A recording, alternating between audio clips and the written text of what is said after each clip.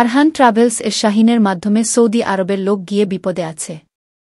জামালপুর মেলান্দহ থানার আমোদপুর ইউনিয়নের নলছিয়া গ্রামের মোহাম্মদ মুসলিম উদ্দিন এর ছেলে বকুল আরহান ট্রাভেলস এর মালিক শাহিনের মাধ্যমে সৌদি আরবের লোক পাঠিয়ে বকুল আজ নিজেই বিপদগ্রস্ত। আজ শাহিনের কারণেই সে নিজ গ্রাম ছাড়া।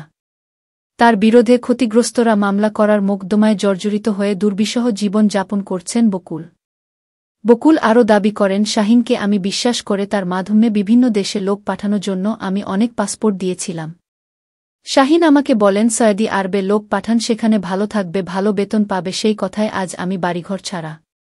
নিজস্ব প্রতিনিধি মোহাম্মদ নুরুল আমিনের প্রতিবেদনে। আপনার নাম কি? আমার নাম মোহাম্মদ বকুল মিয়া। দেশের বাড়ি কোথায় আপনার? জামালপুর। আপনি কি করেন? আমি এই যে এমনি মনে করেন যে একটু আদম ব্যবসার সাথে একটু মানে আপনি বিদেশে লোক পাঠান? বিদেশে লোক পাঠাই আমি।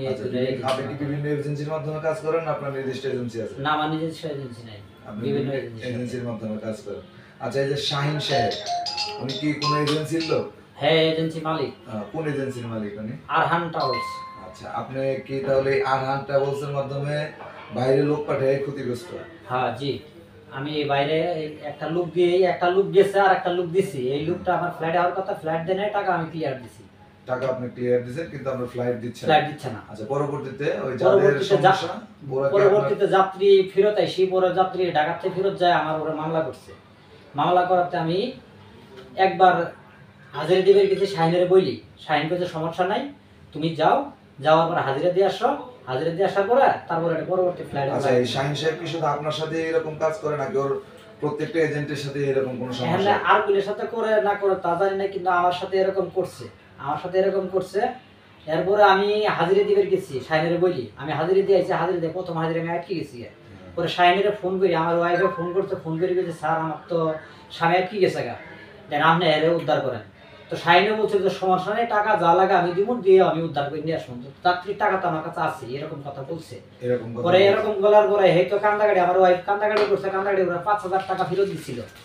পরে ফিরে আমার বইনা এসে নিয়ে গেছে 20,000 টাকা, এই মোট 25,000 টাকা গেছে। যাওয়ার পরে আমি জামিন হয়েছি 30,000 টাকা দিয়ে। আর ওই ছেলেরে বাদিরে দিছি আমি 70,000 টাকা। আচ্ছা, আপনি দিচ্ছেন ওইটা সমস্যা না, আমি আপনাকে বলি, মানে এক কথায় আপনি মানে ম্যানপাওয়ার এজেন্সির সাথে বা আপনার যে বিদেশে লোক পাঠানোর সাথে জড়িত হইলেও এক কথা আপনি বলতে চাচ্ছেন যে আপনি শুধু শাহিনের কারণে ক্ষতিগ্রস্ত। আমি শাহিনের কারণে ক্ষতিগ্রস্ত। এই শাহিনের কারণে আজকে আপনার এই করুণ পরিস্থিতি। হ্যাঁ, এখন কি আপনি এর সুষ্ঠু একটা সমাধান বা বিচার চাচ্ছেন? আমি সুষ্ঠু বিচার চাই।